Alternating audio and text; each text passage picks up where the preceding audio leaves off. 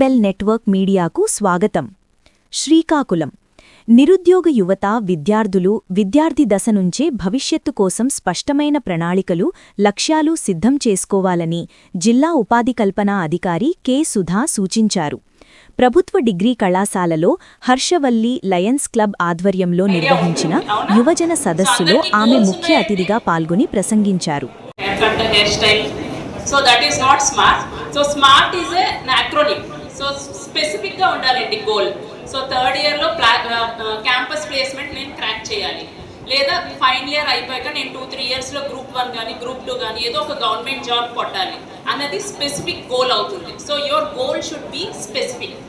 తర్వాత స్మార్ట్ లో ఎం, it should be measurable. ఇందాక ఆల్రెడీ చెప్పాను, ఒకవేళ మీది మీ గోల్ అన్నది బ్యాంక్ జాబ్ అనుకోండి, సో మనకి చాలా ప్రాక్టీస్ టెస్ట్ ఉంటాయి. గ్రూప్ 1 కానీ గ్రూప్ 2 కానీ మీకు చాలా ప్రాక్టీస్ టెస్ట్స్ అవైలబుల్ ఉంటాయి. కోచింగ్ సెంటర్స్ దగ్గర మీకు మోడల్ క్వశ్చన్ పేపర్స్ ఉంటాయి. సో మీ ప్రిపరేషన్ స్టార్ట్ చేశాక మీరు అంటే మెజర్ చేసుకోవచ్చు. So goals should be measurable.